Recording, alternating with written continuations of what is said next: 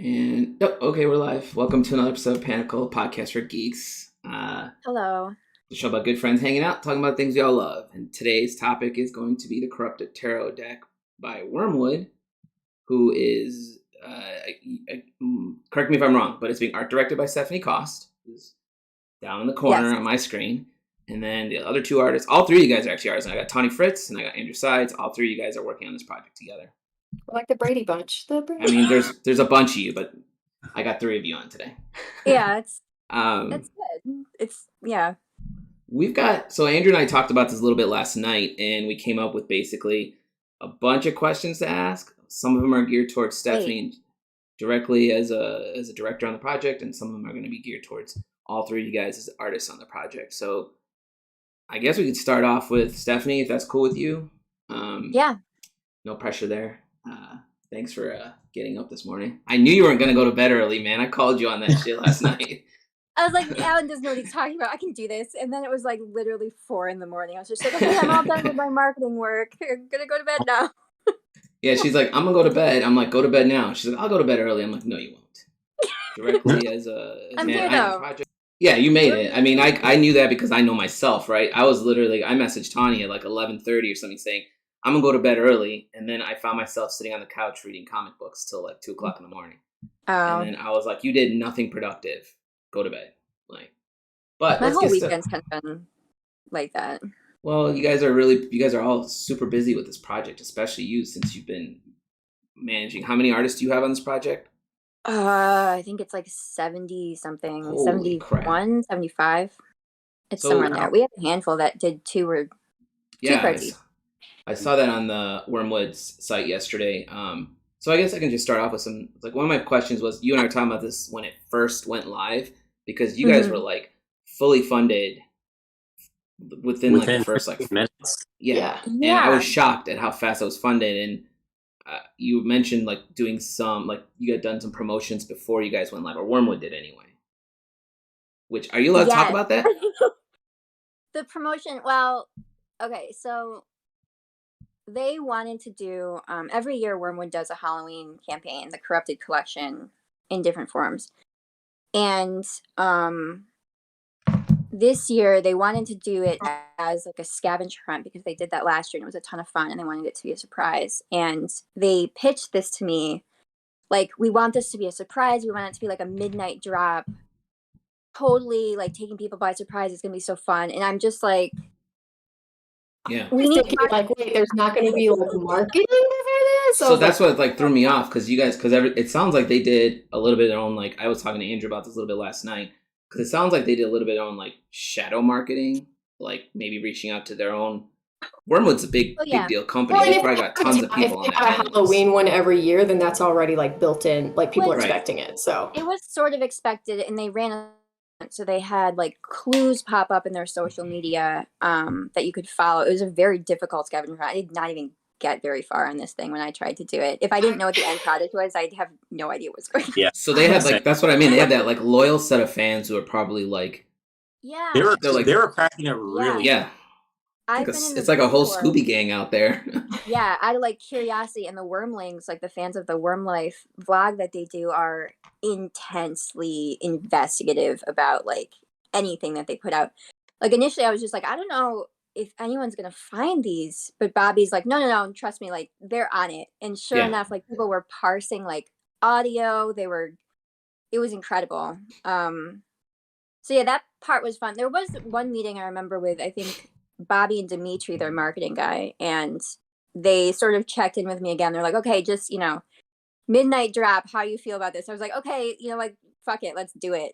Why not? And they were like, oh, that is not what we thought you'd say. You call their bluff, basically. Yeah. It makes sense. For this kind of project, I feel like it made sense. Yeah. I think it was fun. Like, if they're going to do it on anything, they have a ton of success with Kickstarter. So as soon as they drop something, like, it's probably going to be a notification for a lot of people. Yes. If any company is going to pull it off, it's going to be them. So I was just like, you know what? Like, let's just have fun with it. I had all this newsletter stuff and kind of like social media marketing going on in the background, but in like a generic sense to try and get tarot fans at least aware that something was going to happen. So it wouldn't be completely out of nowhere. So hopefully the combination works really well. Like I just put out one of my last newsletters today on my own, like the Colored Tarot marketing, like email list. So hopefully that helps a little bit, and it kind of like dovetails with their marketing. And I mean, Gotcha. it's worked. The Kickstarter is doing okay. So like, It's doing okay. Yeah, it's doing all right. It's at like what, almost like it's over 600 now, right? Like 610. Last I 640, checked, it yeah. was 640,000. Holy I'll shit. tell you exactly what it said. Give me 1 second. It said, yeah, 640,000. I checked it literally a couple hours ago and it said like 632.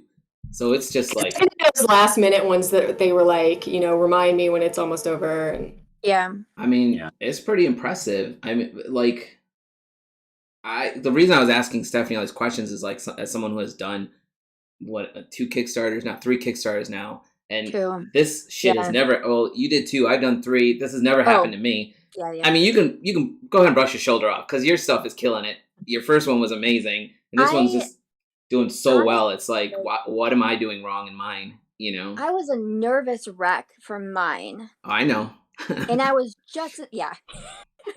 I was just as much of a nervous wreck for this one because it was different anyway. Like it wasn't even drawing on my own experience. It was completely new again because of this strategy they were doing. So I was just like, oh God, I don't know if anyone is going to notice this campaign. I don't know if we're going to give people enough time to like have money to buy something like this. But Wyrmwood like did a ton of outreach with like the magic tarot, like witchy community of Kickstarter, which now has their own category. They brought people in to do readings. Like they did Meredith, who's I think the head of that category. She actually came into their offices and did readings for the guys. yeah. Oh, that's And cool. it's like super fun to see. So they've been like really churning away behind the scenes. So I think the 2 strategies kind of converged really well, which was what I was hoping for. So I'm really happy. Okay. That's cool, man. Yeah, because Andrew was telling me something like how I didn't see any of this happen, but they mentioned that they were taking a break from what was it, Andrew? Kickstarter? Like Wyrmwood? No, there was they put out like a couple social media posts that said, "Hey, we're taking a break from like Worm Life and doing the social media stuff for a bit because we got to crank on some projects." But you know, throughout those posts, they also had their clues scattered throughout their social media posts. So Yeah. as like fans were very quick to point out, it's like, no, something's up. What's up? Yeah. Yeah. See, I wish I had seen any of that because that sounds actually like a cool thing to. It was cool. It would just be like, I remember the one that I saw was just like talking about like this hiatus or whatever, you know, taking a break. And some of the words were like special characters. Some of the letters were like special, just like 6 of them in this whole tweet was like a special character with like the O with it like line through it or like umlauts in weird places and stuff like that. And I was like, yeah, fans are going to pick up on this. Like I noticed it and I didn't even, you know, I wasn't trying to do this kind of It just made me feel kind of dense. Like I knew there was a riddle. I knew, like, I could parse what the first clue was giving us, which was the term, like, the soothsayer says.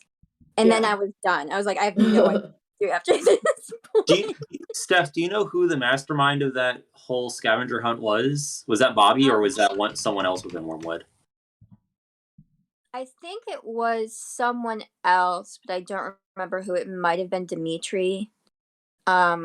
It's impressive. Super into it, but I think they had their own like riddle team. Like they had their own group of people working on it. And I don't know, maybe I shouldn't speak for Bobby. Maybe he was the leader, but I feel like Dimitri was a big part of it.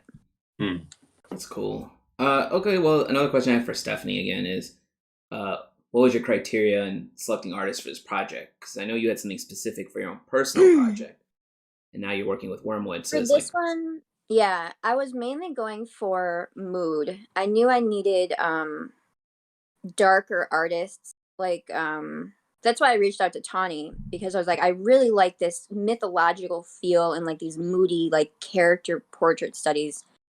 And I knew that, yeah, I knew to sell the idea of the deck we needed like people that could do really any style. The style didn't really matter to me as much as like the character, selling like the narrative of kind of like a darker turn on characters. Sure. So that's kind of what I went for first. Yeah.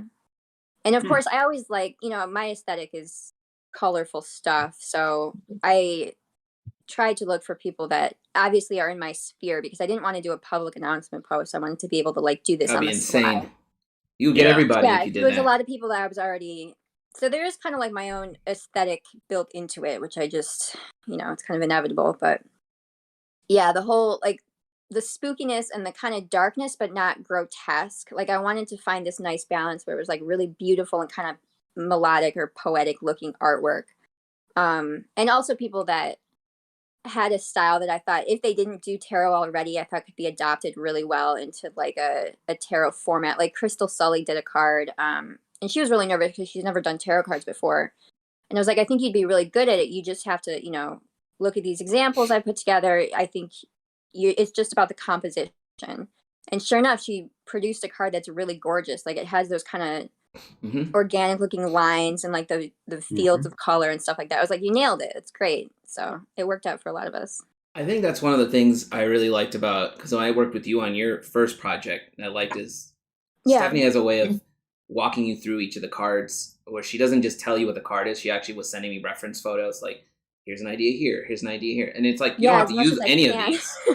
Yeah, because I did the hands and you were showing me all these hands. I was like, I'm stressed out right now, But she was like, go. She was like, go. She's like, you got this. Go do your thing. I just gave you a plethora of information. Do what you want with that, right? Like I've worked with a couple art directors. They just kind of consistently send you like type.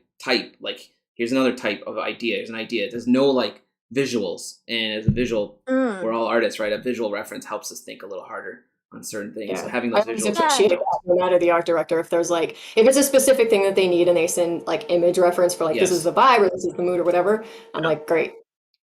Yeah, I don't have a ton of actual experience with art directors, which has given me massive imposter syndrome throughout this entire thing. So I'm just like, what?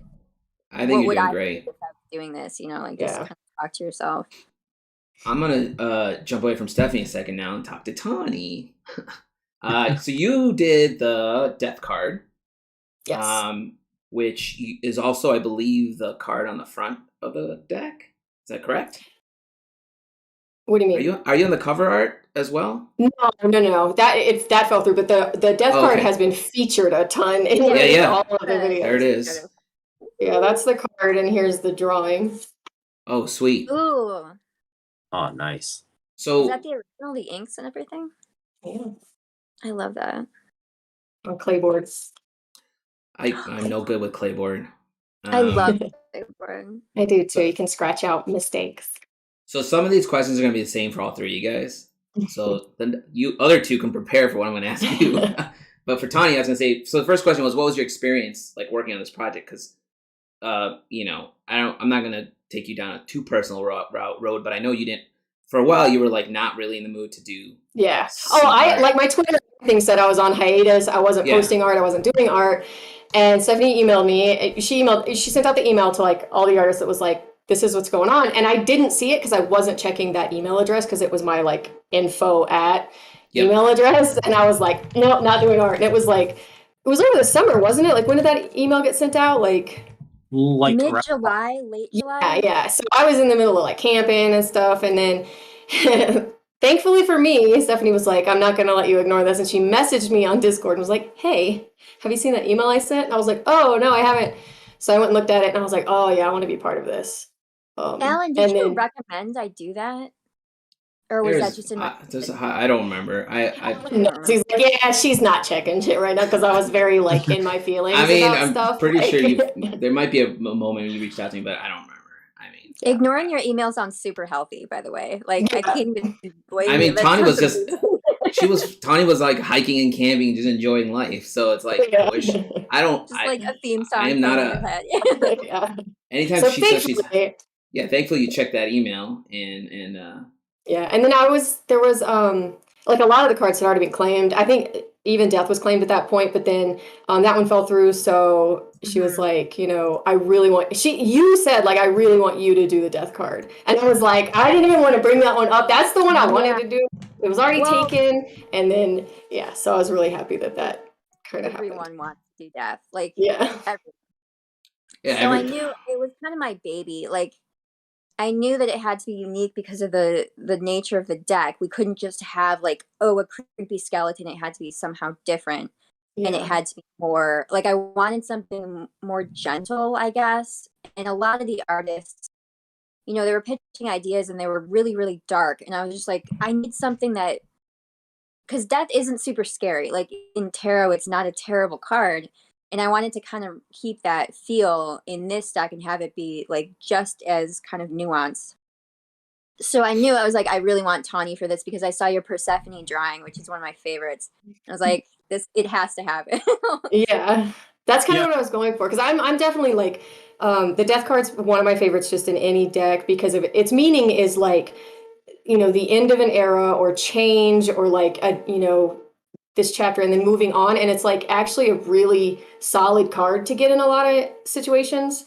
And then with this one being like the corrupted theme, I wanted it to be more like resisting that though, you know, but like still like, and that's why like she's kind of leaning away and she's like cradling it, is because like death's coming and she's like, I'm not quite ready, but like, you know, like there it is. And so that's what there's like a relationship there, which is really, it wasn't just about like the figure of death, it was about the relationship with death, which I thought was like spot on. Like as soon as I saw that, I was like, yeah, that's perfect. Yay. So when you're talking, when you talk tarot, since I, like, again, before we started, I mentioned I don't know a ton about tarot. Like everything I've learned in the last couple months from you guys. So like the death card is a good example. Like, so it's not really death; it's more of a relationship with that card or that character. Yeah, like a lot of people will see the death card as like, oh, someone's gonna die or like there's gonna be death, and it's not. That's not. I've never, in my experience, and you know, it's more so about like something concluding. But I mean, I'm also not an expert. I don't know a ton about. No, I mean, I think it's like because some of our knowledge. Right now, sorry. Some of our knowledge from this come from like watching like a horror movie, right, where they put down a card and they're like, "You got the death card." Yeah. And you're like, and then like a piano drops out of the sky or something, right? Like, I'm more afraid of the tower card. So I'm afraid of ten of swords is like the worst card to get. You don't want 10 of swords. What's the 10 of swords? 10 of swords is the one with like literally a guy face down covered in blood with 10 swords sticking out of his back. It just means it's like rock bottom. Like the word, it's basically saying you're gonna have a real shitty time, you're gonna hate your life, you're reaching rock bottom. But even that is sort of because it's tarot, so it's sort of optimistic at the same time because it's all cyclical. Yeah, because it's like, this is the worst. Right. It's like you're gonna be at your worst, you're gonna suffer like a great betrayal or a great self-betrayal, because swords are all about like the intellect, like it's all in your own head. Okay. So it's just like you've failed, basically. It's the card of failure. But kind of inherent to that is the implication that like, okay, well, there are more cards, the cycle continues, you know, pick yourself up. You've gone through the Page of Swords is like the next one that's all like, wee! Right, it could go the other way on the next draw. Yeah, and a bunch of cards are like that. Like Tower even is like that because it's followed by the star, which is the hope card. It's like the spot of hope in the sky. So even the Tower, which is like calamity, like literal destruction, and like it's like, it might indicate something real bad, but depending on context, it could actually be really uplifting. It could be like, you're headed for a hard time, but it's probably really healthy for you. Yeah, that's true. It makes me want to like, I really do want to learn more about this, but because it's like, that's interesting, right? Like, like I've seen people like, so when we were at IX last week, people were like, oh, I should have thrown your cards for you. I'm like, you got a deck? And you know, like I almost always say no because of my own apprehension around that subject. You know, like it's always been kind of like every time someone's done that for me, it's been kind of like forced. It's never been like a, hey, can I throw your, is throw your cards the right term? I forget, but you know, they'd be like, do you want me to draw your cards, whatever. They'd be like, you want me to do this? Read your cards. Yeah, I've had people just do it without like my permission, where I'm just like, that made me uncomfortable. Well, and that's the whole thing is like with tarot is you're not supposed to do that. That's not a good thing to do because you're generally, and again, it's different for everybody. I do want to put this disclaimer out there that like people read differently, people like interpret differently. But for me, I would never draw a card for someone without them wanting me to do that, because then it's a different energy for it. Yeah, exactly. It's a different energy, and it also defeats the point because to me, like I'm not a super spiritual person. I'm more about like the narrative reflection for me. Yeah, exactly. And if you don't really get into it, like if you don't buy it, you're not going to be in the mindset to be open about thinking about all these different situations in your life, which is why it has so much power. It's like doing an astrology reading for someone who doesn't believe in anything about this. It's just like, well, you're not going to be in the mindset to even be thinking about your life in a creative way, which is the benefit of doing this in the first place. Yeah. And I know, and there's a lot of people that read them differently, but like the way that when I dive into tarot and read tarot, it's like there's no like, for me there's no like ancestors that are talking to me or whatever like that. Like I use tarot as like exploring like what's going on in me and what's going on like around me and what it means to me and what it can mean for me. That's how I use tarot. Yeah. So yeah, me too. That seems like a good way to use it. Yeah. Like it seems like a healthier way to use it, actually. A safe way. Safe is a better word. Andrew, we haven't bothered you for a second, so I'm going to ask you. I'm going to ask you the same exact question, man. What was your experience working on this project? Because I didn't even know you were in the project until like 2 weeks ago or something. Oh yeah, no, I mean, a lot of freelance stuff I tend to not really. Yeah, you don't promote it at all. No, I was like, well, what? we were told like, hey, keep it under wraps. So I was like, okay, I'm just gonna how I am with usual freelance stuff because most freelance stuff I can't really talk about anyway. So I was like, all right, this is another day for me. Right. But yeah, no, it was a very good project. It was very smooth. Props to you, Steph. It was a really, considering how many artists had to be involved, it was incredibly smooth sailing. Hopefully it was smooth we're in too, because like for us, for me it was smooth too. Yeah, it was amazing. Like almost every single artist got their card in early. It was just like a dream. It was amazing. So that's rare. That's very rare. Yeah, I remember like I want to say it was like probably in the middle of it when everyone was really starting to push in everything. Like I missed a bunch of them in the Discord. So like I really didn't get to see the full deck until Bobby did the whole YouTube video that showed each card. Yeah. So like I think I'd seen probably about like 2/3 of them, but there was like a good third of the cards that I just missed through like the Discord notifications. Sure, and, yeah. But like but yeah, like you, Alan, like I have no experience with tarot whatsoever, and I've never really had a huge interest in pursuing tarot myself. Yeah. But this sounded like a really interesting project, so I was like, all right, let me check this out. I did let Stephanie know like ahead of time, like, hey, I may need some hand holding because I'm very unaware of the themes and stuff, and I don't want to like stick my foot in my mouth or whatever. Yeah, because I was always told like if you. So I never wanted to do a tarot deck for myself, but Eli back in the day and I had talked about doing maybe an oracle deck idea, right? Because everyone's like, that's the safe play. Because if you do things wrong on a tarot deck, people are going to burn you because that community is very, hey, do it right. Don't fuck it up, And so I was like, I'm just going to not touch it, but the more I hear about this, like just from working on Stephanie's project, is like I wanted to learn more about it. Not saying I'm going to make a deck, but just this conversation you guys just had about it is like that's interesting stuff that I didn't know. So it's kind of And she had to give me hand holding too, man. When I was working, I had 4 cards to pick from, and I was like, I don't know what any of these cards mean.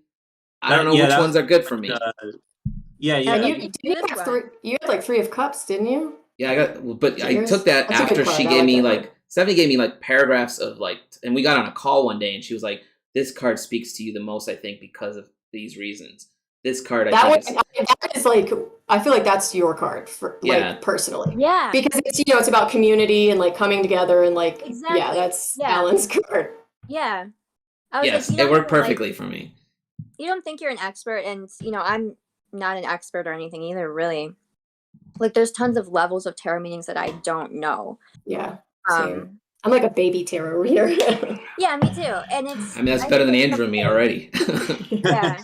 I think with anything, it's just like, there might be community members that would find fault in that. But I think most people respond well to like authenticity.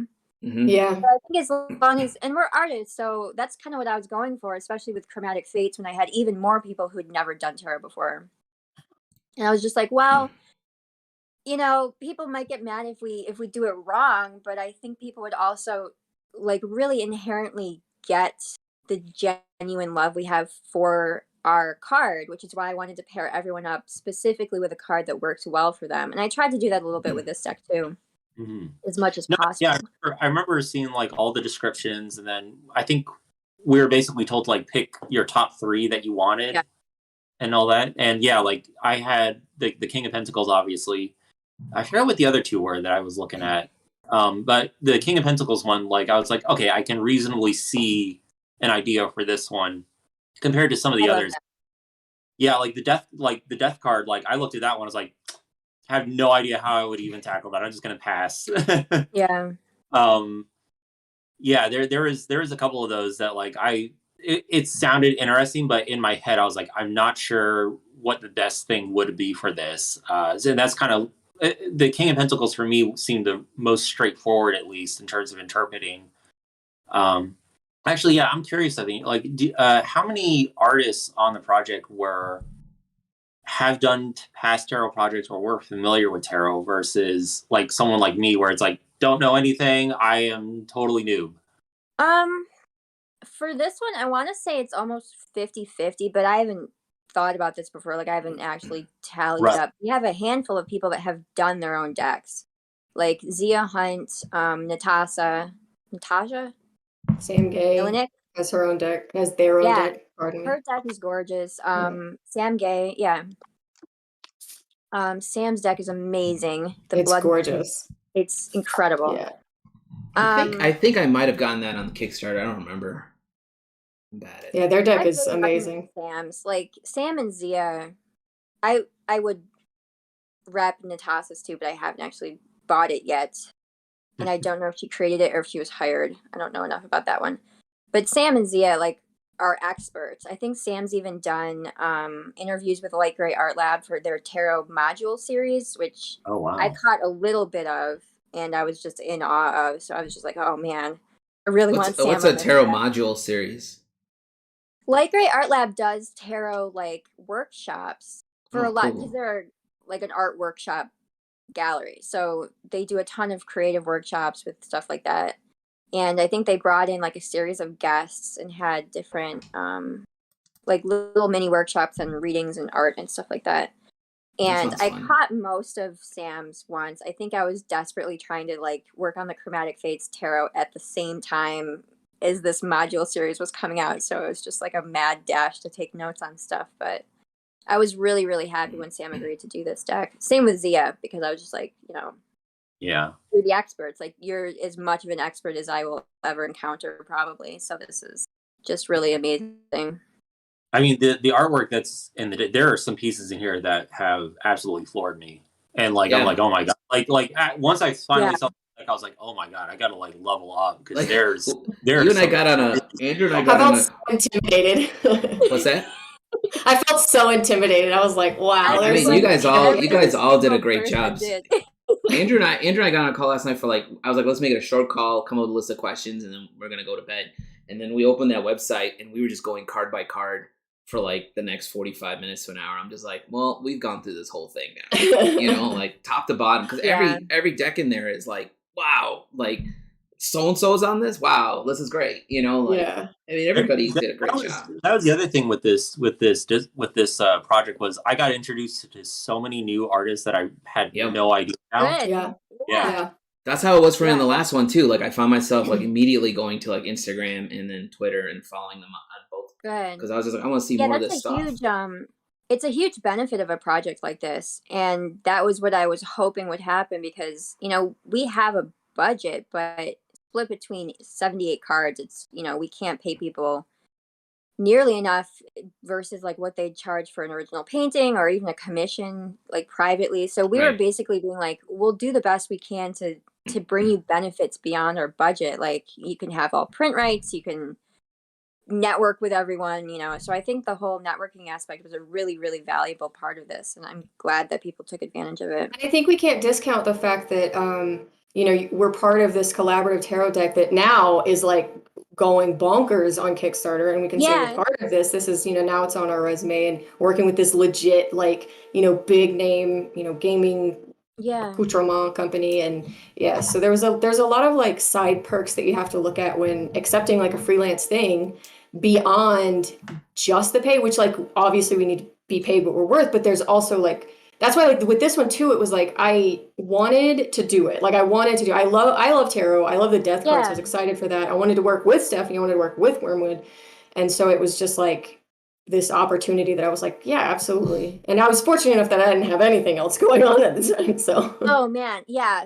And I was really fortunate that we had as many people as we did with open schedules. Like when they contacted me, we had our first like phone meeting, me and Bobby, and the timeline, they were like, what do you think about, we'll get info out to people at the start of August, they'll start then. I'm like, no, we need to send people info now, like yes, like now. yesterday. I mean, you know that from your own project, right? Like I remember the timeline was insane. As soon as I found out that they were going to end on Halloween, I was just like, I need to email people like as soon as I hang up with you. Right. And luckily, like we did gather enough people that had open availability, but it was really close because I feel like this season is especially popular too for freelancers for whatever reason. Like late fall and early winter seems to be when everyone kind of locks in their schedule in a lot of ways. Yeah, because you're prepping for the holidays, right? Like a lot of artists are doing that stuff. I'm just like, if I'm gonna get like the quality that I want, I need to just like I created the info packet right away. I was actually working at my second job at the time. I was trying to work on it as I was dealing with customers at the art store, and it was a complete nightmare. But it was also like kind of rewarding because it was fun. Like I made a little color palette and stuff like that. So you're way more organized than I am when it comes to that. I mean, I that's a good thing that you did, that you had that knowledge base. I remember on your own personal one, like even I'll admit I was running behind on a lot of stuff because you're like, I can do this, and then you forget that life happens on top of that, right? Yeah. So then like I remember there was like a week where Stephanie was like, I'll just take over your card and finish it if you're not going to get it done. And in my head I was like, hell no. Like I've come this far, you're not taking the card from me, and I got it done. But man, there was like, because I feel like I'm pretty sure I'm not the only one who thinks this way, but there's a point where you get in your own head and you're like, I need to submit the best thing I've got because all these people are going to see it, right? It's not a personal project to you. It's like a big project that's being promoted. Everyone's seeing it. If you show up with half-assing something, it's like, he could have done better. I think sometimes... Oh, go ahead. Oh, sorry. Yeah, so I actually recorded the process for the King of Pentacles so I can sell it as a video later. And I was doing like the editing and narration for it earlier this week. But there is a part in it where I'm just like, you just hear me go like, oh no, I've really done it. I'm gonna have to start this over. And it was like, it's right in the middle of the ugly phase, and just like, I like in the middle of it, I'm like, oh no, this is going all so wrong. I mean, there's a point when I was working on my card for her, I wiped the whole thing, right? Because I sent her one preview, and I was like, you should have never sent her that preview. Like, you were not ready to even start this. And then I started over, and I was much happier for it. And it's really because I talked to other artists so many times with my own work. I think you and I do that a lot with ours because we've talked a couple times where I could feel, like, sometimes when Stephanie and I talk, I'm like, I could feel the stress we're both going through. And I'm just like, we need to calm ourselves down. The like, 1,000-yard stare. Like, like two stressed out artists on a conversation is never a good thing, right? I'm just like, one of us has to calm this conversation down. But like, I got lots of advice because like mine had a lot of hands in it, right? And I don't draw hands. So I remember like I got a lot of advice. And the best advice I got was shoot your own hands. Like, stop trying to find models and reference and just shoot your own hands. And then once I did that, I was like, holy crap. It was like night and day. Like, I wish I'd been given that advice 2 weeks before. But I actually have a question from the audience, Nelson, who's very loyal and watching all the time. But he said, what does the corrupted theme mean for the tarot deck overall? Oh, I should probably talk about this. Yes. Let's bring us back to the deck. Yeah. Okay, so when Wyrmwood contacted me, they're like, we need, will you art direct for this? And I was like, yes, hell yes. This is super exciting. But they didn't really know anything about tarot, and I was fresh off Chromatic Fate, so I was like in brainstorming mode anyway. So we were talking about themes. I was basically like, we can't just have a tarot deck. It just can't be a generic, like, we need something unique. We need to speak to like your strengths. So we were talking about what they enjoyed doing, their woodworking products, their connection with the gaming community. And I think Bobby just mentioned, he's like, well, our theme for the Halloweens are normally like the Corrupted collection. Like we have this logo where the tree's breaking out of the bounds of the little like logo itself. Yeah. And I was like, okay, perfect. Like corruption, that's a theme. Like we don't have to overthink this. I know the perfect thing we can do for a theme of corruption, which is like already super spooky and like decadent feeling anyway. It's like we'll do tarot reversals. So I went through and I explained like, okay, well, reversals aren't really, they're seen as by a lot of people as like not even really strictly necessary. They're kind of like a later addition to the tarot lore, I think. And again, I'm not like a super expert on this. But reversals are basically if you get a card upside down in a reading, it's seen as like the opposite. But in a lot of ways, it's just sort of a changed meaning in some way. Like sometimes it means instead of an external force, there'll be like an internal force, or instead of, something really negative, it could be something positive. It's not always strictly the opposite of the meaning. So I got to thinking about this. I was like, we could totally do an entire deck that's structured like a Waite Rider Smith deck with like the same elements, the same configurations and symbols in a lot of ways. But we could have it themed around corruption, where it's almost sort of like, I think of it as kind of like a through the looking glass type of feel. Like you're looking at these figures, but it could be just like a king that fell, basically, like the King of Pentacles. Maybe this is just him having failed his duties, or like a world where nothing resolves the way it's supposed to, because tarot is all about like the cyclical nature of everyone's journey, but also kind of an idealized state where each card represents sort of like the clean ultimate version of this situation or this archetype or whatever. So the more I thought about it, the more fun it seemed to be. I was like, we could pull this off. Like it'd be a really fun deck. Like the cards could be really dark, but not all of them would be. Like I already knew cards like 3 of Swords or 10 of Swords might actually be really positive in this instance, because they'd be like the opposite meanings. So that's where the corruption theme came from. I really like it because a lot of these cards have the same Easter eggs. Like, trying to think. I'm really sleepy. Sorry. It's all good. Yeah, like you could still identify a lot of these cards. Like Temperance, Elaine did an amazing job, because the original Temperance card has an angel, and the angel is balanced, which is the meaning of the Temperance card. It's all about balance. But she took that idea and turned it into like, well, what if you're overbalanced? What if it's all about extreme? So it's not like super dark, really, but it's this like rich, decadent feel where like the angel's weighed down with gold, like too much excess, and it's falling from the sky, being hit by lightning. Like it's this really beautiful image. And you can still identify like, oh, this is Temperance, it's an angel, but it's also corrupted. So in a lot of ways, I found as I was working that it was actually easier for me to like learn about tarot as I was baking in these corrupted meanings, because they have both at once. So it's more to look at and visually get cues for. And even if you're doing like a classic reading and have nothing to do with reversals, you could slap down these cards and be like, oh, I remember what this is, because it's not only evoking the traditional meanings, it's actually like calling to mind the reversals, which is an even stronger meaning of the card. So you have more and more context to work with. So that's kind of how the reversal thing evolved, but also hopefully how people use it, even if they don't really enjoy the super sinister meanings of the cards. Like they can still kind of hopefully use it as a traditional deck too. So if you have like a regular deck of cards, the reversal is like, so you're saying it would be the card coming up face down versus face up. So when you're like upside down. Right. Yeah. So when you're like, so I guess my question would be is, if you were putting your deck back together, you don't exactly look at it and adjust the cards. You just kind of put them all back together. I think that would be totally up to you. Okay. It depends on the reader. Yeah. Yeah. Okay. It's totally. It's an interesting concept to me. So it's like that we kind of. Some people are really ritualistic and intentional with how they rearrange their cards after readings. Sure.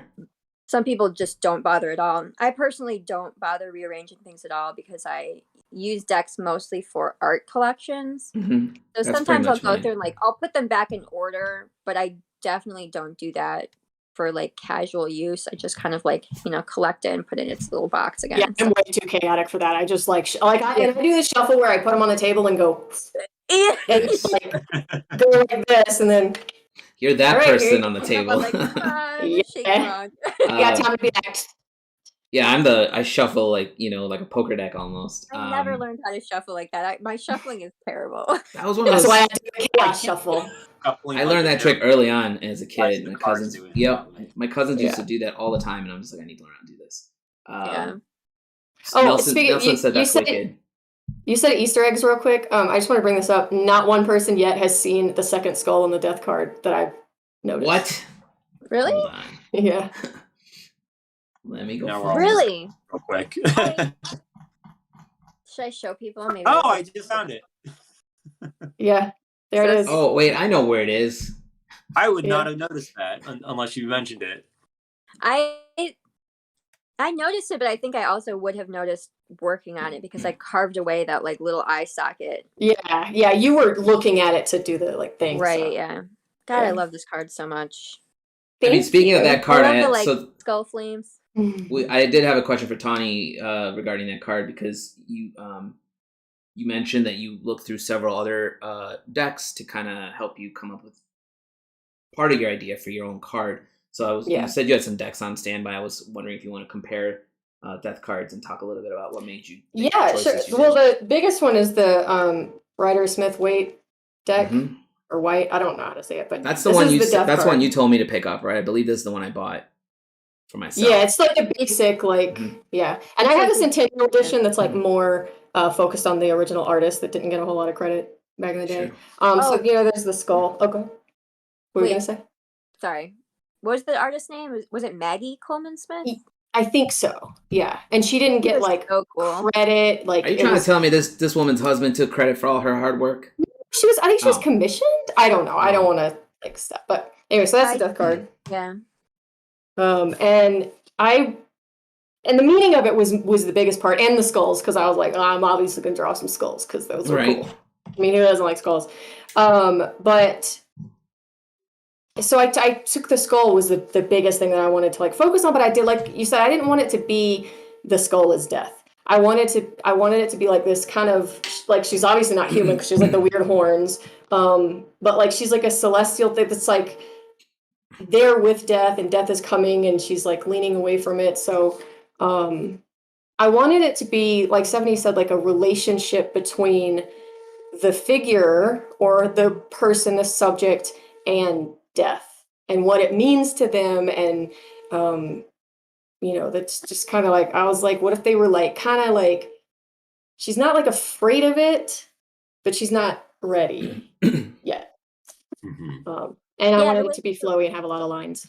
The way you described it was like being drawn to death, but also being really reluctant to experience change, which I thought was really good because the death card is all about the inevitability of change. Like, you can't avoid death, and you can't avoid the change. Yeah.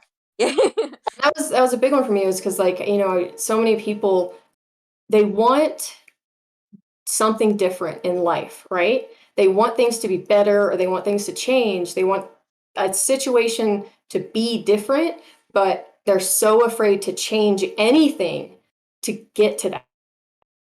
And change is what we need to make our lives better. Like, it doesn't mean you have to like burn everything to the ground and like start from fresh, but like, we can't be afraid of change, but then also want change. And that was kind of the like what I was going for, is like, I want change, but like I'm scared of change because it's scary, right? Like fear of the unknown and all that. So I mean, it's kind of a fear of the unknown, but like, wanting something different. Yeah, I think it works really well because death, specifically, as opposed to the tower, which is even more like outside force and kind of cataclysmic, death is more about like metamorphosis, like kind of caterpillar butterfly. Like, you have to change, like you're going to undergo fundamental change, and it's necessary to grow. That's kind of what I get out of the death card in a lot of ways.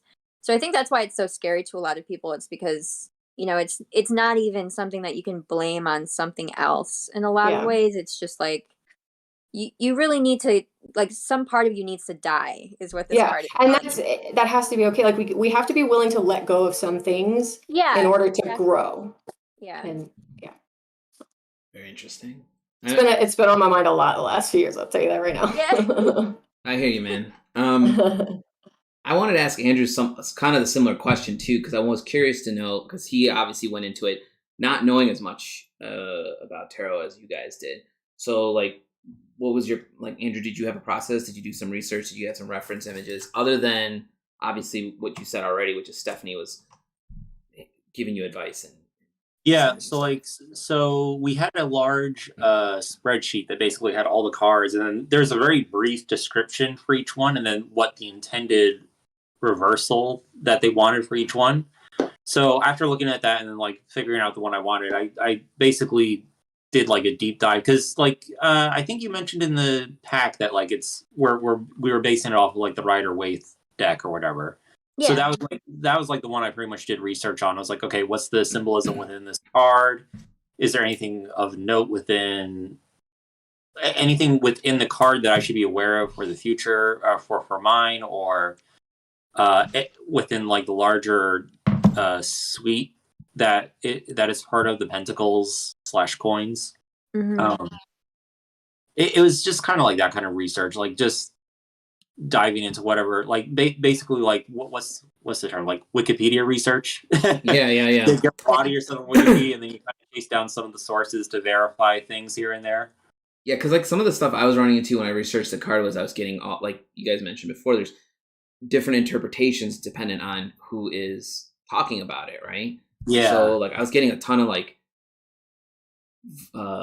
static, I guess, for lack of a better word, you know, where I was just like, well, this person says the opposite of what this card does. This person's kind of in sync with what the card does, you know. Go ahead, Stephanie. Yeah, there's a kind of like, there's just so much information out there, and it's been around for so long that there's a lot of conflicting info. Like, there's no one definitive source. But I have a lot of luck. Like, I have a favorite source. I like the Labyrinthos. Mm-hmm. Yeah, that's my favorite too. I like it a lot. But I usually will do at least 3 different sources and just kind of compare and go for like the strongest overlapping themes. And usually looking at least like a second or third source will give me an idea of just like, oh, I actually like this better. I might, you know, incorporate this instead or something like that. So yeah, reversals are even worse for that. Like, reversals out there, like I think that's one reason I wanted to do this as a theme for the deck, because there really isn't a definitive reversals like rule or anything for any of these cards, which is what I discovered when I was doing research. It's just kind of all over the place. So I thought, like, if anyone's gonna be audacious enough to like expand upon tarot lore, like, we might as well lean into it, right? I mean, yeah. they're giving you an open ticket to do it. You might as well take the chance. Yeah. I got a pretty good question here. Oh, somebody was No, go ahead. So can you talk about the group collaboration aspect, how to keep a common feel among all the cards? Which I have another follow-up question after that. It's hard. Sure. Especially with how diverse everyone's style was within this. This might sound bad, I don't know. I knew that we could only make it so cohesive to a point without sacrificing like what the artists were actually truly bringing to the table. So I tried. Like, I made like a color palette based on like the Wyrmwood wood products and their normal like corrupted campaign collections. Oh, dog! Sorry. Okay. And we've lost track of this whole thing. Sorry. So yeah, like I tried to give people a palette to work off of, which is the same thing I did for Chromatic Fates. Like, here's your color. You don't have to stick to it. You can like be inspired by it, but ultimately I trust each artist to basically, I wanted them to make something that felt like what they would normally do naturally. Like, I didn't want to force a specific style on them past like, you know, try and make it look tarot-y. So I think it's just a testament, like, as cohesive as it is, it's a testament to how the artists really work together and how they kind of bounce ideas off of each other and were inspired by each other, which started happening really, really early on. The early sketches and stuff really helped. Yeah. And like I tried to guide people certain ways, and there's some of my own aesthetic in there as an art director, you know, which became more and more apparent as people started turning in finished work. Like, it's not even something I thought about, but you know, but I think it naturally came about because I was giving people advice on things like, oh, maybe you should use this color instead, or maybe you should, you know, have the elements do this instead, or have the composition do this, you know, et cetera, et cetera, et cetera. And all of that is, to a certain point, kind of subjective. Like I felt kind of like I wasn't even, like I didn't have the authority to be dictating choices like that for people. But it got easier and easier. And I think that's just part of like learning to be an art director, is kind of having more confidence in making those suggestions to people. And I think it did kind of, in a certain way, play into like the cohesiveness of the deck, I guess. But overall, I think it's just, I kind of made the conscious choice to, you know, err on the side of it looking a little more scattered if it kept the art more true to like what I already knew was really great about an artist's style. So it was kind of a balancing act, I guess. So the follow-up I had for that, which it's probably a pretty easy answer, but basically the question was, all the different styles in this project, was there any struggle in getting the artwork to print well, which was a to thing print Andrew and I well. were discussing. Yeah, because like some of the art in here is super saturated, and some of it's opposite end of the spectrum. Yeah, and I know like the initial deck they had stuff printed out much darker overall than they did, all that. Yeah, that happened for like a handful of cards. It honestly wasn't as much of an issue as I was afraid it would be, because I knew this deck was going to be like visually dark, not even thematically, but like there'd be a lot of black in this deck.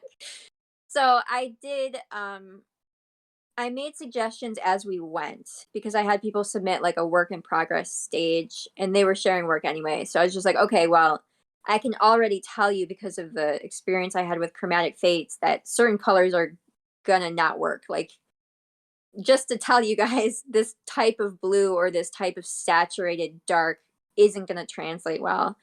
And then we made the test decks, and I could look at them physically and be like, okay, we need to push this even more because it's even darker, like despite our best efforts. But that wasn't as hard as I was afraid it would be. That's surprising. Like, there was maybe 3 or 4 cards. Yeah, it was lucky, but it was also just I think the amount of professional experience on this deck was high. Like, we had a lot of professional illustrators, and I think they naturally have enough experience to sort of be like, I know not to do certain things in print because it won't translate well in CMYK. So we had the benefit of that, as opposed to Chromatic Fates, where the experience in the background levels was way more spread out. Like, we had way more traditional artists, we had more painters and fine artists and designers. Like, it was just, the spectrum was way more spread out. This one was a little close together, where a lot of these people were illustrators I knew or had been following for a while, and these people had worked probably in the RPG space already in some capacity, in a lot of cases.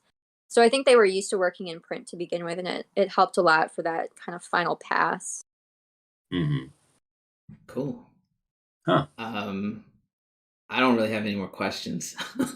I did want to say one cool thing. I do like how I wrote the word Discord down, and I remember why I wrote it just now. But it was basically because whenever I've worked on a project for like a board game, like a gaming house, like a board game company, they always like to use Slack, which I hate.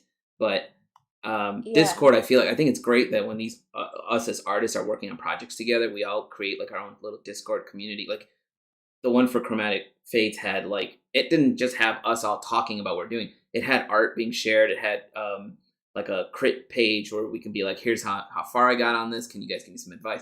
So you're getting advice from like all your friends, hopefully, you know, which probably helped with the cohesiveness of the deck too, because we were all sort of like bouncing ideas. Yeah. So it's kind of cool. Go ahead. I'm sorry. Like, really early on,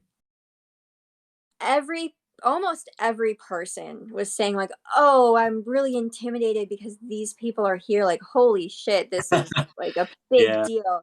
Yeah. And I was like, yeah, it's going to be okay, because every person is telling me this, either like privately or in the Discord. Like, you are not the only one. You're not even nearly as unqualified as you think you are, because the more you talk to these people, the more you realize like they're just normal people. They have very specific skill sets, and they're being asked to do things, and they're doing research like everyone else. And your art heroes, as it were, are much closer to you in mindset than you might have thought. So I thought it was a really nice, and I learned that from Chromatic Fates too. Like I love our Discord server, and it was really that thing like, was on fire every day.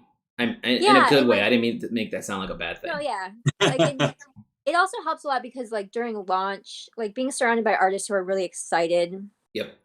about We the were like launch tracking it the second it went nice. live, right? Yeah. And it's nice for me because I'm always like a nervous wreck, and I'm always like sleepless and a complete dumpster fire of a person right at launch of any project. So That's anyone being running a surrounded by Kickstarter. like so many positive people is so valuable for this, because otherwise we'd be working in like a vacuum, and it's Yeah.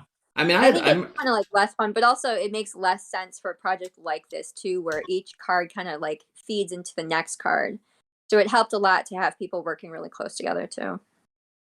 Yeah, I mean, even on that project, I remember I didn't share anything in that Discord for the longest time because I was just like, I don't think even when you asked me to do it, I was like, are you sure you want me on this project? You know, like I'm going to screw this up royally. Like, yeah, don't trust me. I invited you. You're supposed to be here. Right. And then when I finally did share the thing, it was nothing but positive feedback, which I was like, oh, okay, you did something right.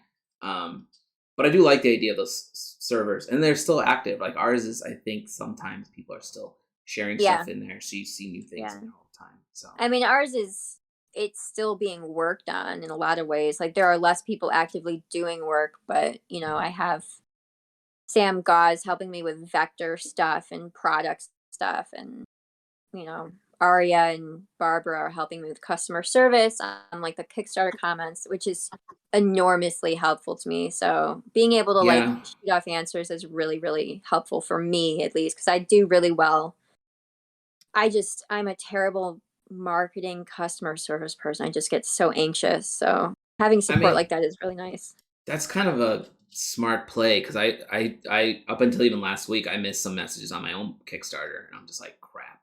This came through in September, you know, like. I need to go through messages.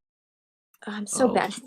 Get ready. If anyone else is a Chromatic Fates backer, I love you so much, and I'm so sorry when I'm a mess. They gotta. I think most Kickstarter backers understand that you're balancing getting the product out the door on top of them not filling out their surveys. I'm gonna call you guys. Yeah, and I think anytime it comes down to like, you know, stuff like that, I think we get anxious because we're afraid that people are going to be angry. But one thing that I have sort of adopted as a mindset when it comes to someone like being upset about those kind of things is that, first of all, focus on the 98% of people that are like excited, right? But also, I feel like when someone comes at you with some real harsh criticism, or like, you know, they're angry about something or whatever, I've just sort of realized that they want to be heard. They have their thing they want to say, and you're the place that they're going to say it. Like, for instance, when I posted the Morrigan, when I first drew her like a couple years ago, and I put her like on my little altar and like, you know, staged or whatever, it was just a drawing. And this woman, she left a diatribe on my Instagram about how like it was dangerous and like the Morrigan's going to get upset and like all this kind of stuff. And I was just like, she had that thing to say, and that was where she was going to say it. So like being able to not take it personally and just understand that like that person has something to say, and this is what they're gonna say it at you. You know what I mean? That tends to help. And when it comes to like shipping and stuff like that, like, you know, it's not personal. It's just people. It feels like I had 40 out of the 200 something backers, which was, you know, whatever. That's not a lot of people, but that's what I need to get the book done. I had about 43 people who just ignored the whole survey, and then I was like, "That's a lot, right?" I'm just like, "Okay." And what's sucked about it is when everything starts shipping, all these orders were just sitting in the factory. I had my friends, the printer's warehouse had boxes just sitting there, and I'm like, "Why are these boxes just sitting here? Why haven't they gone out?" You know, and they're like, well, they didn't finish closing out their stuff, so we don't have an address or any information. And so I've missed Kickstarter surveys too, like, especially if I back a couple projects, like I won't see it. And so whenever I get like that reminder from someone, I'm like, oh, thank God. So like, you know, I had to go down that list, and I've dwindled it down now to about 12 people, which is, but that's because I had to like go find each name, email each person, and then like, it's a little bit of hand holding. And on one hand, I was like, I get it. You're busy. You're doing whatever you're doing. But occasionally you get that message from them where they're like, I didn't get my stuff. What the hell are you doing? Like, you didn't do your survey. I'm like, I don't know where to send it, man. You want me to just throw it in the air and hope it shows up at your house? Like, give me an address. Again, I will call people out because I don't give two fucks. Like, I'm glad. So you'll call someone out, and then they're gonna like lash out because then they are embarrassed, and then I didn't name drop anybody yet, but I did call out a couple artists who were with me at IX last week. I'm like, hey, you paid me for this thing. Do you want your book or not? They're like, do you have it here? I'm like, yeah, but I'm not giving you a copy here. You know, like. I was like, I got a box sitting. Well, they already paid for the shipping. The box is sitting in the warehouse. They literally just have to give me an address. Need an address, I just need an address, and it goes out the door, right? I'm like, you paid for the shipping. You paid for the whole thing. So, you know, that's just, and I'd imagine when you have something like Stephanie's project that's got thousands of backers, that headache is immense. But I don't even want to think about it. That's cool. I mean, that's what my point of that was. Is like, I think it's smart that you have people who are like, hey. You handle the Kickstarter side of the messaging. You handle this side of it. I'm going to handle this aspect of customer service. If I have the opportunity to spread out my customer service for my next Kickstarter, and I I'm going to do it. Especially for artists, because we put so much of ourselves into the art, that I think it's really important that if you can get someone to help you who's like a third party, like even if it's like, you know, like Alan, it's your Kickstarter, your art, your book, and like I'm the one just reading and responding to comments instead of like you reading it. Like that helps because then it's not going to hurt my feelings if they don't like your shit, right? Like, but it might hurt your feelings. Like, so it helps to have someone that can help you. I wholeheartedly feel like I might do something like that for the next one because the balance of this was stressful. And I see people like, so we're all friends with Brian Cullen. This dude's like a machine. He would get up at 5 a.m. I'm going to call him out because I was impressed. When we were at Gen Con, he would wake up at like 4:30 or 5 a.m. every day to respond to like 10 or 12 backers on his Vaskrim project and make sure they got their stuff. And he wasn't doing all of them, just enough to like get some of it out of the way. Because it shows your backers that you're engaged, you see them, you're doing it, you're working on it, and then they'll come back because they trust you. But I was like, I ain't getting up at 5:30 in the morning for this. You know, like, kudos to you, man. But yeah, I think on the next one, I definitely would love to hire somebody to do this stuff because I want to hire someone to just be me. Like, I want to hire a doppelganger. Because, I mean, Stephanie, I could take over writing back to people for you if you want me to, but you know. Yeah, because the public comments, you know, I have 2 people helping me. The private messages stress me out because I get the notification coming in on my phone, like so and so has left you a private message, and 99% of the time it's something either easily handled or positive, but my stress response, it just goes through the roof. And I think it's just like this horrible like I've always been this way, like this complex of, oh, you got an email, it must be something negative, like something that you've done wrong or something that people want from you that you can't deliver on. So I need to get better about like maybe doing the same thing Brian does, where you just plot out a certain time of day and just make it. Yeah, turn off those notifications. I don't get notifications. I turn all that off. I turned off those notifications during the day because I'll look at them at night. I definitely turn them off at shows because what was happening with the first shows, Dragon Con, was I was getting messages from people who were like, can I just pick up my copy at the show? And there was a point where I was just like, I don't want to respond to this. You know, like I'm dealing with everything else that's happening in front of me, you know? And on one hand, I get it though, because they mean well, but they just don't understand the level of stress that they're putting on. It's kind of a little bit of it's personal, a little bit of it's like, hey man, follow the rules, you know? But I get it. And again, I didn't have that many backers to deal with, thank God.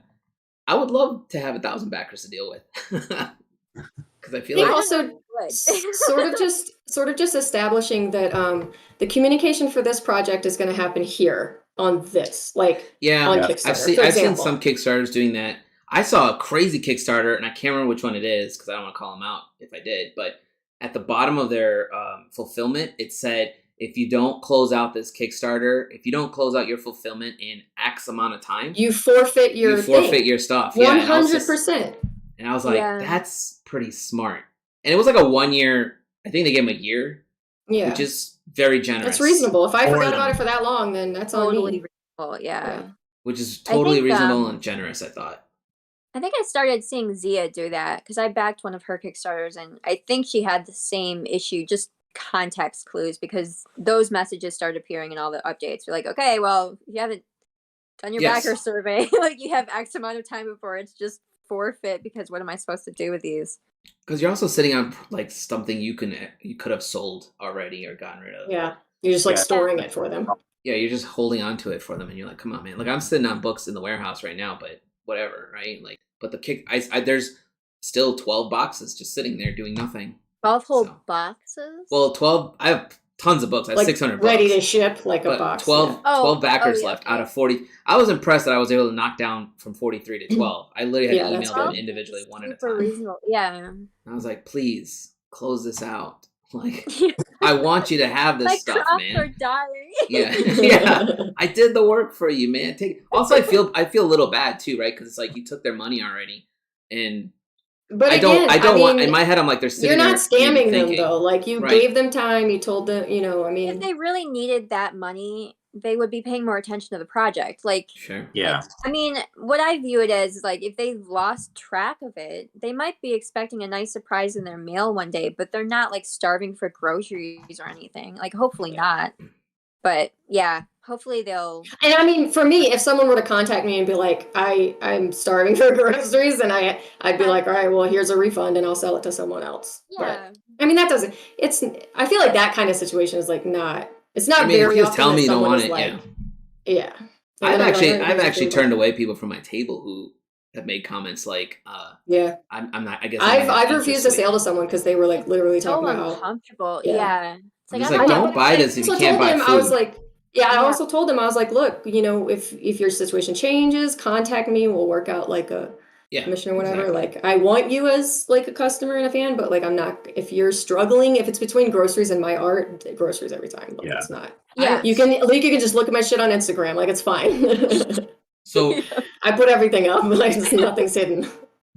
Yeah, you keep it real. I try. So back to the Kickstarter here. I assume Stephanie. So one of my questions was, at what point? This is the last question. I totally forgot to ask this to you, but it's probably a very easy question for you to answer. But at what point did this project become very hands off for you? Like, I'm assuming once this closes, you don't have to deal with any of the backers or for this project. Has decreased already.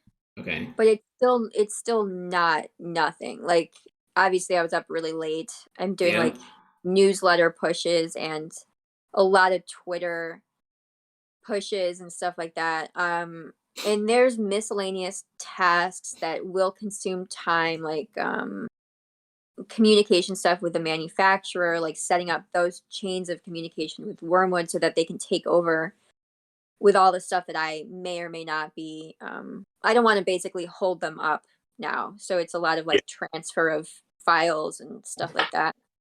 And I have to write like a bio for myself. I have to finish my own artwork, which should have been done, but I've been doing all this other stuff. How dare you art direct and not get your artwork done?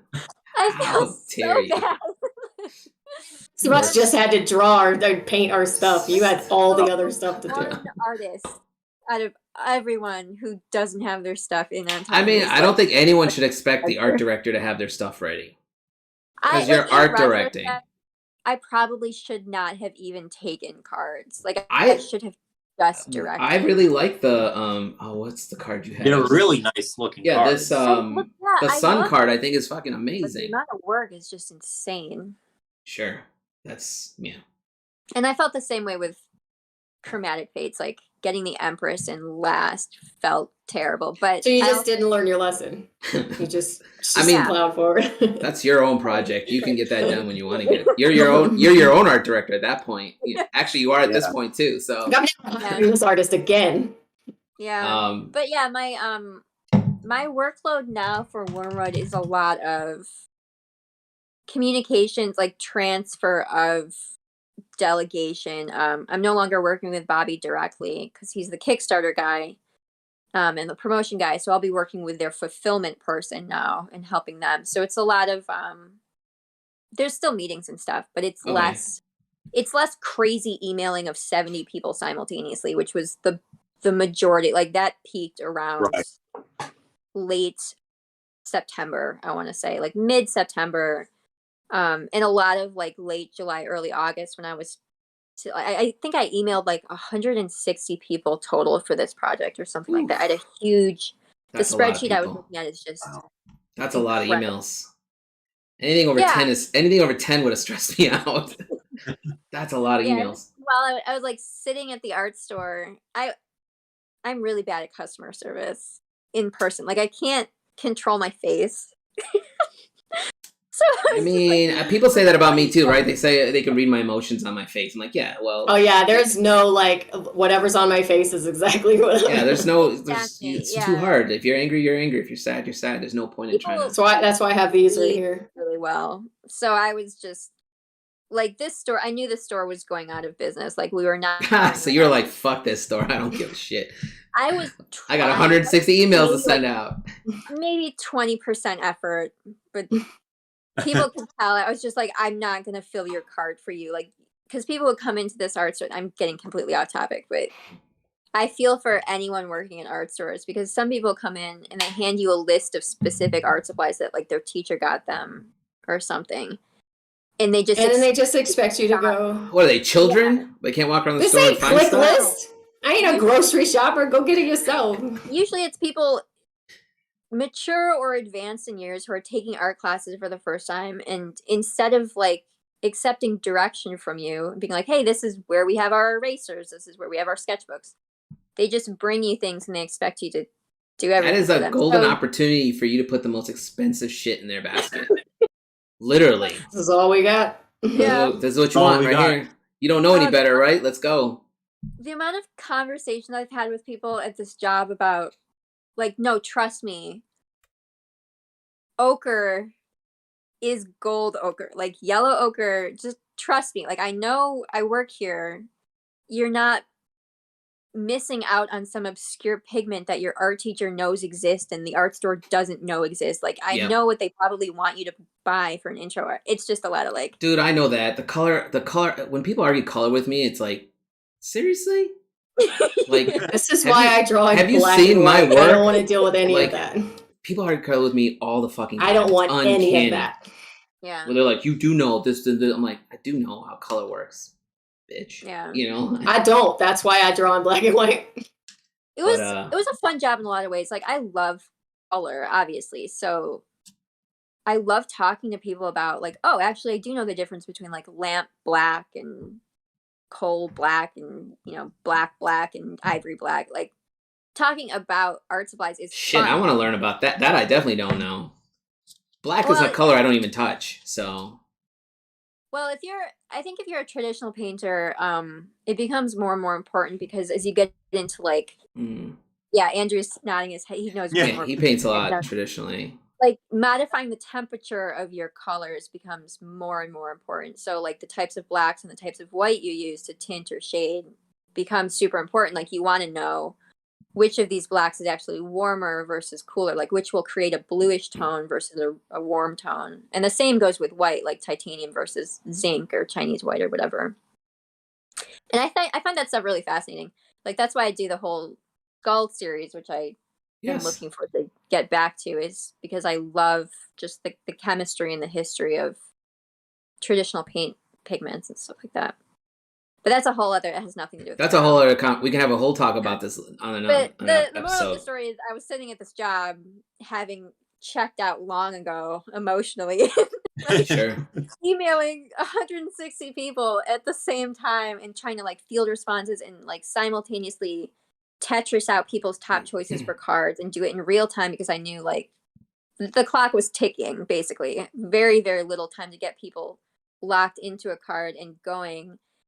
So it was a lot of like just guesswork, like, oh, this person responded first, but I have this outstanding email and this person might actually be better for this certain card. Like, do I keep people on the line? Do I accept their first choice? It was a lot of judgment calls, which I'm now better at. It teaches you to be really decisive and to just be like, yeah, I'll take you, you're locked in for this. I trust you with this project type of thing. So that was chaos. But as soon as that stage was over, it became more like in-depth conversations, which was time consuming, but not as stressful. Yeah. And now the majority of all of that is over. Like people's art is in. It's only really up to me to sort of finish things up, so it's less stress. Okay. Especially now that the Kickstarter is doing really well. Yeah, I mean, so I was huge. checking it just now, and we've been on for about an hour and 15 minutes, and it's at 6:44. Oh, nice. You made $4,000 in an hour. I wish. Thanks, everyone. Also, you're almost at 8,000. Well, you're almost at 7,500 backers. That's a lot of people. I should mention, the reason I'm pushing the Kickstarter even after we've done so well is that the threshold after 500,000, for every 100, the artists get, I think it's $150 bonus. Mm-hmm. So that's why, like, I was going to ask you about that. I know you can talk numbers. It's like if we hit another milestone, everyone gets a significant amount more, especially people that took 2 cards. Yeah. So that's kind of my motivation. Like I see it as kind of my responsibility to promote the deck as long as I can, because I do want people to get as close to what they would normally charge for like an original piece privately. I want them to be able to get from this company. So I'll put it this way too. Supporting the deck. Go ahead, Andrew. Oh, it ends at midnight tonight, correct? It says 10 hours to go. I think midnight Eastern time. Yeah. Yeah. All right. I tried to push it back. I tried so hard. Give more time. I mean, I was gonna say Steph wants to make sure her artist gets paid to a level where on the project I worked on for you, you paid me twice. Like she actually you sent me the money on PayPal, and then like a week later, I got a check. And I'm like, I mean, obviously to deposit it, but I messaged her. I don't know what I'm doing. I messaged her to be like, I think I was trying to save her money by not using PayPal, but I think like, I get it though. You have a lot happening in your head at one time. So you just like spaced on that, which is fine. That was threw out my check from Wyrmwood. Because it looked like generic, like junk mail, yeah. Oh, God. Sam was like, wait, what's this? This isn't junk mail. And he pulls it out. He's like, what is this? Why do we have a check for this? And who is this company? I was like, oh, that's my paycheck. See? Let me go deposit that. Well, like I got this check from Stephanie, and I was just like looking at it. I'm like, okay, let's hold on a second before you deposit this thing. And I went and checked. I'm so glad you caught that. I felt bad that you had to send it through PayPal. I didn't want you to take the fee. That's the whole point there, but whatever. I mean, at that point, I was just glad that was not denying people money. Like, I just kind of swallowed those fees in the end. Because you had a whole spreadsheet, right? And you were just like telling people.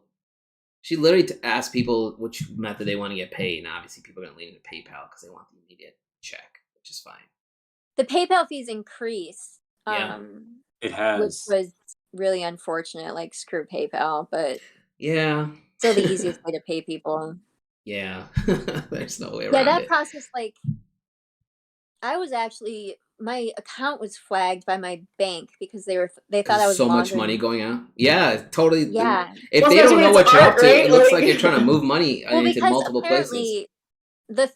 The amount I paid you guys was just under a threshold of some sort of notification system in the banking system, I think. And because it was several of the same amounts, they basically thought I was laundering money by like going under the radar with chunks of cash to different people. And I've never done this before. In retrospect, like I should have hired way more people to help me out and not try to do this myself. I mean, so I had to set up like a business account. I had to have a really long meeting with a banker who explained all this stuff to me and helped me set up all the right channels. I had to like make separate PayPal and like Venmo accounts for this business. I mean, that's kind of it was a huge learning experience. Well, I mean, based from like just that and like stuff I was dealing with mine, again, not the same level, but I have an accountant now who, when I do the next batch of stuff, I'm just going to let her pay out. Cause I had to like remember to pay out all the people that work with me on my stuff. And there was a point where I'm just like, all this money is leaving my account. And same thing, my bank was like, where's all this money going all of a sudden? Like, you just took more money out that you've taken out all year. Like, I didn't put it towards a house or anything, right? It just went to random people. So, I get it. Yeah. I never really thought about it until my account was frozen, and like I remember calling the bank, be like, "Oh, well, this has happened to me before. Like I've traveled before, and they've locked my account for safety." And I was like, "Okay, I'll call them." And it was such a bad problem that they insisted I come into a branch. Like it wasn't even solvable over the phone. They thought I was like a criminal, basically. They were like, "We can't unlock this for you. This is a type of flagging that is not even like a customer service issue." I don't know what their flagging system is because my one PayPal account, I stopped using it altogether, and it's set up as a business account, and I would get payments through there for like prints and stuff. And then every single time a transaction came through, it'd be like $45, $50. They would lock it and make me prove that I shipped the thing. Oh my God. Yeah, I was like, what the hell? So I just kind of stopped using that. That is really weird. Because I don't understand like why they kept doing that. Like they would lock it every single time. So then if I sold like 5 or 6 prints through PayPal that day, I had to prove that I shipped every single one, and I'm like, what the hell? How did you have to prove it? Like I had to give them a tracking number, I think. Like shipping information. Wow. Yeah, they had to I had to show them shipping like information. What if I'd sold it at like a convention and they paid for it through there? Like, how do you go? I PayPal. That seems almost like none of their I business. have feelings. Yeah. Well, we're about an hour and 20 in, and so we're a little over, which is fine. If there's Andrew, do you have anything else you want to ask? I went down the list. Cool. Yeah. Well, thanks for being on this morning. Thanks for not oversleeping, Steph. So the Kickstarter ends tonight. Thanks for having me. What? Oh, sorry. So the Kickstarter ends tonight. I guess easiest way to find it is either look on your Twitter or just go to wormwoodgaming.com. And just type in Corrupted Tarot on Kickstarter. It's the first one. It's the only one that comes up with that name. Oh, cool. Yeah, I think the project is. I think the full link project name is like The Corrupted Tarot by Wyrmwood after the Kickstarter dash if you separate it. But yeah, the link is plastered everywhere. Hopefully it is. If I've done my job, even you've got it all over Twitter. I see all the posts. Yeah, I'm glad I was able to get you guys on before it closed out. I was worried it was going to close out because we've been having me and dealing with like constant reschedulings and stuff. This week has been kind of. I get it. I mean, really downward slope, and have been kind of recovering from. That's why, like early in the week last week, we were trying to crunch it in before IX, and I was like, "This is a bad idea." And that's why early in the week I said, if it happens, it happens. If it doesn't, we can always do something different. Like, it doesn't have to be this specific topic. It's just hanging out with friends and talking. So. Dog is so cute. I'm just getting like that dog is spoiled. Look at that dog. Tago's like, why is no one paying attention to me? He was scratching at my hands the whole time we were sitting here since I picked him up because he wanted to be petted. Oh my God. He's rotten. I feel like that's the kind of dog I had to get my kid. He's mad because he's my husband's dog, like they're buddies, and he's out of town this weekend, so he's like just mad at me. He's like, fine, I'll come over to you then, I guess. Tolerates me. Give me 1 second to take us offline, but we can hang for a second. Thanks for everyone who's watching. We actually had a bunch of people watching. This is good. It's pretty Thank cool. You. So hopefully, my guess is you guys are gonna go over 700,000 before this thing closes out. So that'd be great if we hit 700 and the artists get that bonus. Like that would make my day. That's kind of all I'm really hoping for at this point. Cool. Yeah, I think you'll do it. Give me 1 second. I'm gonna take us offline. Sure. Thanks for watching, guys. I was going to do a Halloween episode, but obviously we did not. Happy Halloween! Yeah, happy Halloween. I totally forgot it was Halloween. I did wear the right shirt. That's the only Halloween shirt I own. Yeah, I've got my murder shows and comfy clothes shirt. Tony was like, are we wearing costumes? I was like, no. Yeah, I could have worn my Damien from Mean Girls costume. I could just add that extra pressure on the call for Stephanie. I would have just said no. I'm like, I'm awake. I don't know what you want me to do.